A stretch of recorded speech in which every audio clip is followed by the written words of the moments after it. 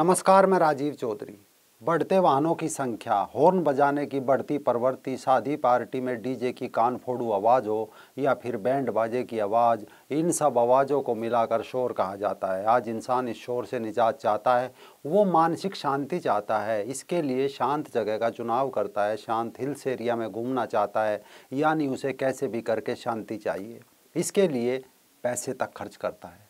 लेकिन ऐसा क्या हो अगर उसे शांति अपने घर पड़ोस के मंदिर में भी मिल जाए। मसलन एक गाड़ी के हॉर्न की आवाज़ जो मन को विचलित करती है, वही एक दूसरी आवाज़ है जो मन को शांति देती है, यहाँ तक कि कई रोगों का उपचार भी करती हो। यानी बाइक का हॉर्न और मंदिर की घंटी क्या है, दोनों आवाज़ों में अंतर। आज का हमारा एपिसोड शानदार होने वाला है। हमारे साथ जुड़ चुकी है साउंड हीलर अंजलि माथुर जी। अर्हत साउंड योग वेलनेस के नाम से एक स्टूडियो चलाती है और मंदिर की घंटी को या सनातन धर्म से जुड़ी चीज़ों से, उनकी ध्वनि से लोगों का उपचार करती है। अंजलि जी, रंग दे बसंती के इस मंच पर आपका बहुत बहुत स्वागत है। नमस्ते, बहुत बहुत धन्यवाद मुझे इस मंच पर बुलाने के लिए आपका। अंजलि जी, कहा जाता है कि जीव का समूचा अस्तित्व ऊर्जा की एक गूंज है। यानी अस्तित्व में जो कुछ भी भौतिक है वो सब एक गूंज या कंपन भर है, और जहाँ कंपन है वहाँ ध्वनि तो होगी ही। लेकिन आप ऐसा क्या करती हो कि ध्वनि से परेशान लोगों का आप ध्वनि से ही उपचार करती हो? ये बहुत ही इंटरेस्टिंग क्वेश्चन है। जैसा कि आपने कहा कि ध्वनि जो है, हम अगर ध्वनि की बात करें तो ये समस्त संसार ध्वनि है। ओम की ध्वनि से ये पूरा संसार बना, और हमारे सनातन में ओम का और मंदिर की घंटियों का, जिनका आपने अभी अभी नाम लिया, इनका बहुत ही ऊंचा स्थान है। हम किसी भी मंदिर में जाते हैं तो सबसे पहले हम मंदिर में घंटी बजाते हैं। अब वो क्यों बजाई जाती है ये समझना बहुत इम्पोर्टेंट है। वो इसलिए नहीं बजाई जाती कि आप जब घंटी बजाते हैं तो भगवान हमें सुनते हैं, तो ऐसा हमारा मानना है। मगर अगर हम साइंस या साइंटिफिक वे में बात करें तो जब आप वो मंदिर की घंटी बजाते हैं, आपके पूरे शरीर में उस घंटी की कंपन यानी कि वाइब्रेशंस पहुंचती हैं और उससे हमारी शुद्धि होती है। तो इसीलिए जब भी आप देखेंगे मंदिरों में जिस घंटे को हम बजाते हैं वो बहुत बड़ा घंटा होता है। उस घंटे के नीचे हमारा पूरा शरीर आ जाता है, और जैसे ही हम उस घंटे को बजाते हैं तो उसकी ध्वनि से हमारा पूरा ऑरा यानी कि हमारा पूरा एनर्जी बॉडी जो है वो क्लीन हो जाती है, साफ हो जाती है। ये साइंटिफिक रीजन है हमारे सनातन में घंटों का होना। साउंड हीलिंग जिस पे मैं काम करती हूँ उसमें इन्हीं घंटों को एक अलग रूप में दिखाया गया है। जो घंटे सनातन में मंदिरों में ऊपर से लटकते थे, उन्हीं को हमने देखा कि जो हमारे बुद्धिजीवी हैं, जो कि सिक्किम और मंदिर की जिन घंटियों को हम मंदिरों में ऊपर की ओर देते थे, तिब्बत से आने वाले मॉन्क्स ने उन्हीं घंटियों को इस तरह से सिंगिंग बोल के रूप में हमें दिया। ये सिंगिंग बोल कुछ नहीं है, ये उसी घंटी का दूसरा रूप है। जब हम इसको बजाते हैं तो मंदिर की घंटी की तरह ही आवाज आती है। बट फर्क ये है कि जब हम इन्हीं घंटियों को या सिंगिंग बोल्स को प्रोफेशनली यूज करते हैं तो उसमें हम जो वाइब्रेशन यूज करते हैं वो हमारे शरीर के हिसाब से वाइब्रेशन को यूज करते हैं। जो हाँ, आप एनर्जी की बात कर रहे थे या ऊर्जा की बात कर रहे थे, हमारी, जैसा कि हमारे शास्त्रों में लिखा गया है कि हमारी सिर्फ एक शरीर नहीं है, हमारे पंच शरीर हैं, ठीक है, जिसमें कि एक हमारी ये भौतिक बॉडी जो कि अन्नमया कोश, उसके बाद प्राणिक बॉडी प्राणमया कोश, उसके बाद मन शरीर यानी कि मनोमया कोश, उसके बाद हमारा विज्ञानमय कोश जिसमें कि समस्त जितने भी हमारी आज तक की लाइफ टाइम्स हैं, इस आत्मा का जितना भी विज्ञान संचय है, जो जिस दिन से इस आत्मा का उद्गम हुआ है उससे लेकर आज तक, वो सब कुछ हमारे विज्ञानमय कोश में अर्जित है। और लास्ट में मोस्ट इम्पोर्टेंटली हमारा आनंदमय कोश यानी कि हमारी जो सोल है, जो हमारा सूक्ष्म शरीर है, उसको आनंदमय कोश कहा गया है। तो जो हमारे शरीर की जर्नी है वो भौतिक से आनंदमय कोश की ओर जाती है। साउंड हीलिंग हमारे भौतिक शरीर की जो वाइब्रेशंस हैं, जो संचार है, उसको नेचर के यानी कि यूनिवर्स के यानी कि इस प्रकृति का जो संचार है और जो ऊर्जा है उसके संग सिंक कर देता है।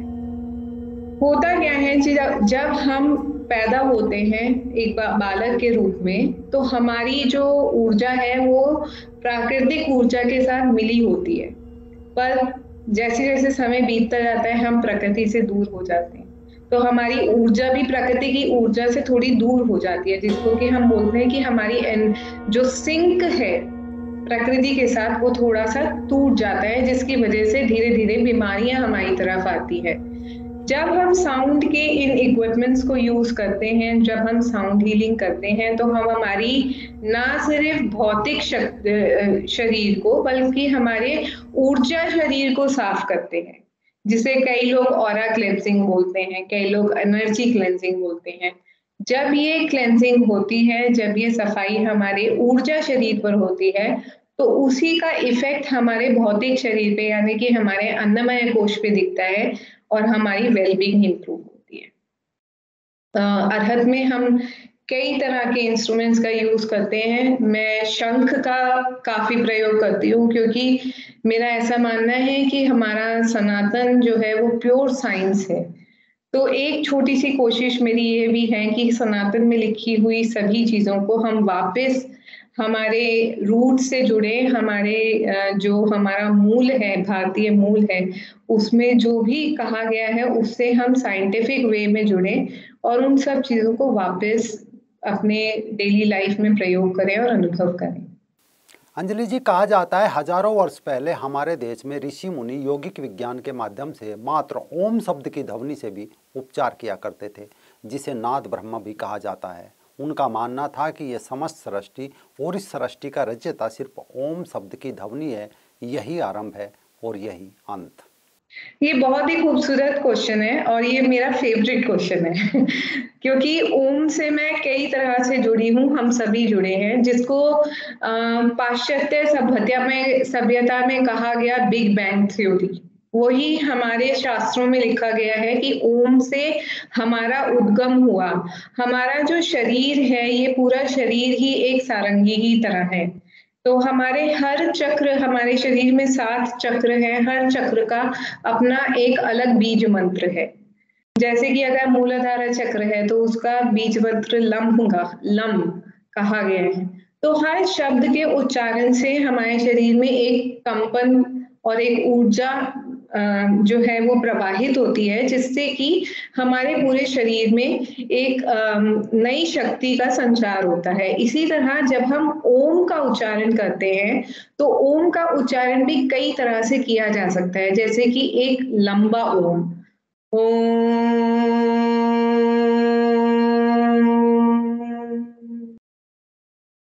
तो ये इस तरह से उच्चारण करा हुआ ओम हमारे मन को शांत करता है।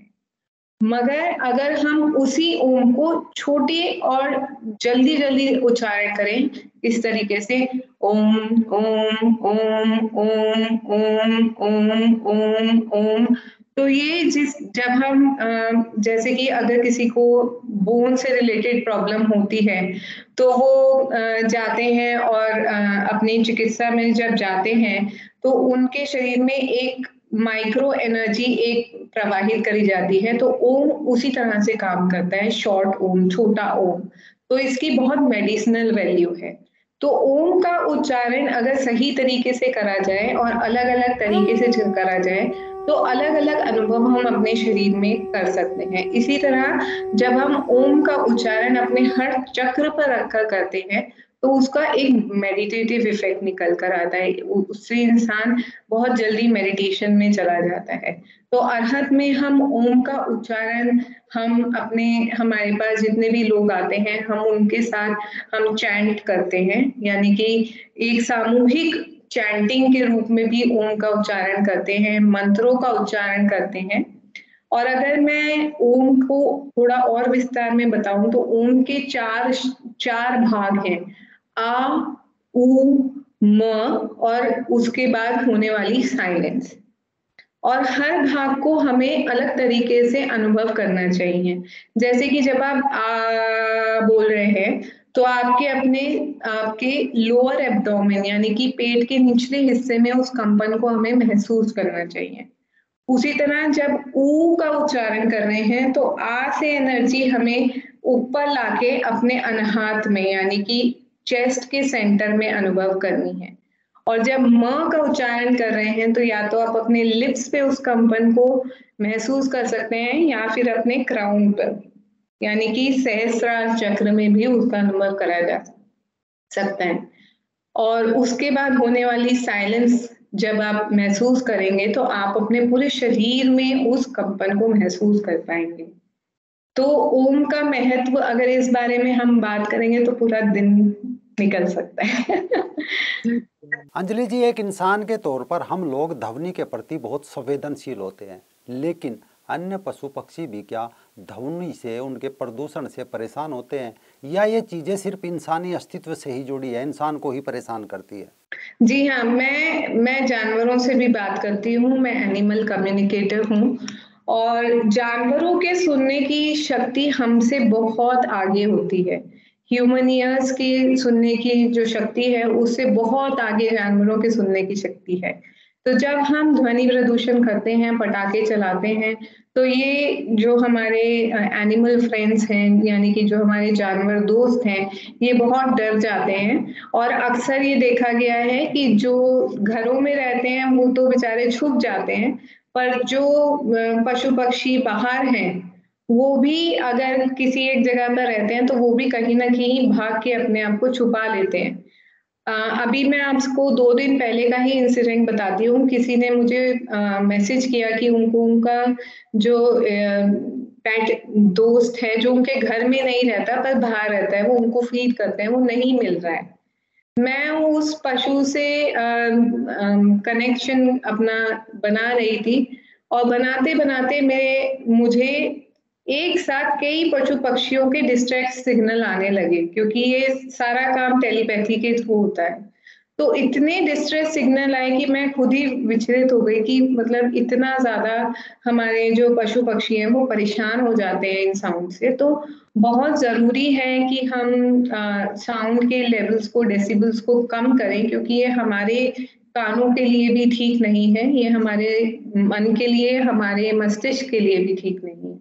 तो अंजलि जी, कोई आपसे जुड़ना चाहे या साउंड थेरेपी को, साउंड हीलिंग का लाभ लेना चाहे तो कैसे ले सकता है? दूसरा, आपके पास साउंड थेरेपी से जुड़े आपके पास काफ़ी इंस्ट्रूमेंट भी होंगे, वो कैसे काम करते हैं?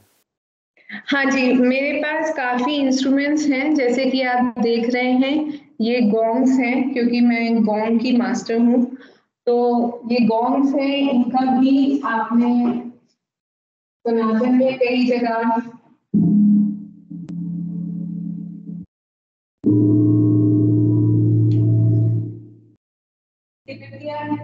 तिब्बत के आसपास आपने कई लोगों को इनको यूज करते हुए देखा होगा।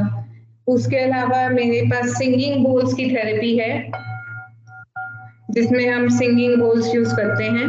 पर मेरे पास और बहुत सारे इंस्ट्रूमेंट्स हैं जो कि हमारे पंच तत्वों से रिलेट करते हैं, जैसे कि हमारा शंख, ये हमारे भारत का सनातनी शंख।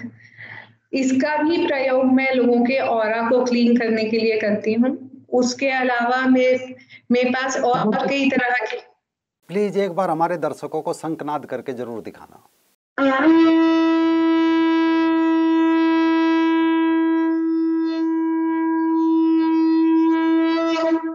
तो शंख जो है ये हमारे ऊर्जा क्षेत्र को बहुत जल्दी साफ करता है। इसीलिए हमारे भारत में हर घर में आपको शंख मिलता है, क्योंकि ये हमारे आसपास की एनर्जी को क्लीन करता है।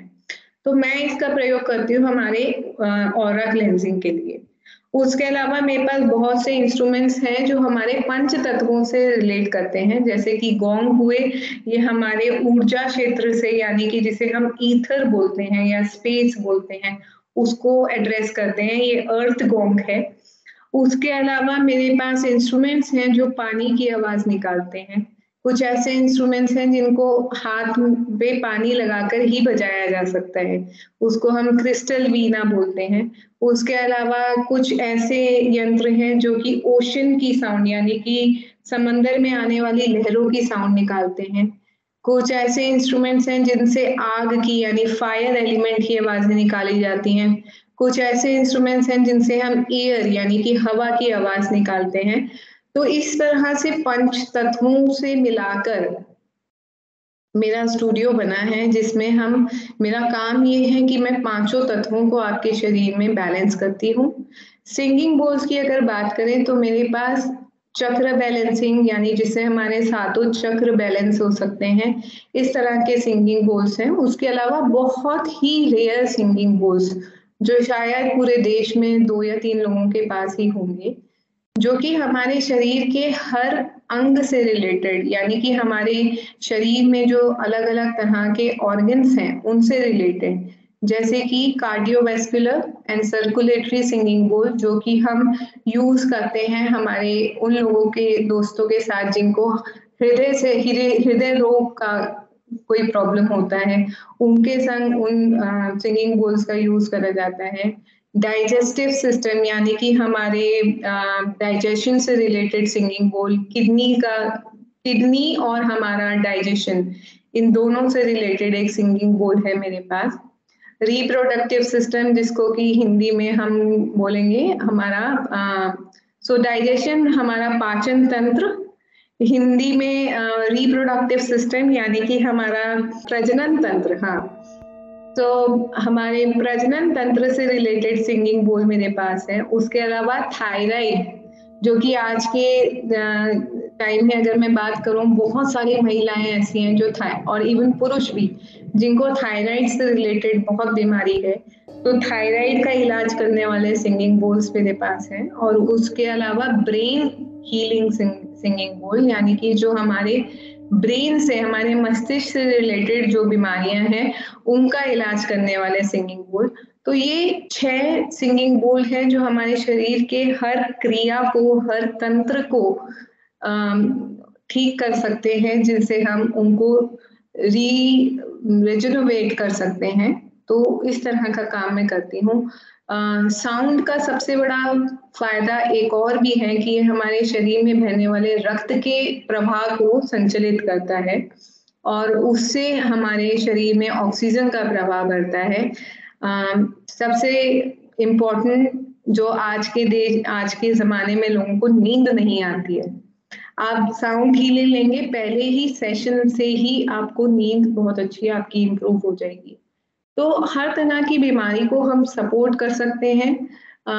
इवन कैंसर पेशेंट्स का इलाज हम साउंड के थ्रू करते हैं, तो उनकी जो शरीर में दवाई का एब्जॉर्प्शन है वो बहुत बेटर हो जाता है, उनको मन की शांति मिलती है और धीरे-धीरे उनकी बॉडी अपने आप को हील करने में सक्षम होने लगती है। तो डॉक्टर्स के साथ साउंड हम ये नहीं कह रहे हैं कि हम एलोपैथी को रिप्लेस कर देंगे, हम ये कह रहे हैं कि हम डॉक्टर्स के साथ मिलके उनके द्वारा किए गए उपचार को और ज़्यादा सक्षम कर देते हैं साउंड के थ्रू।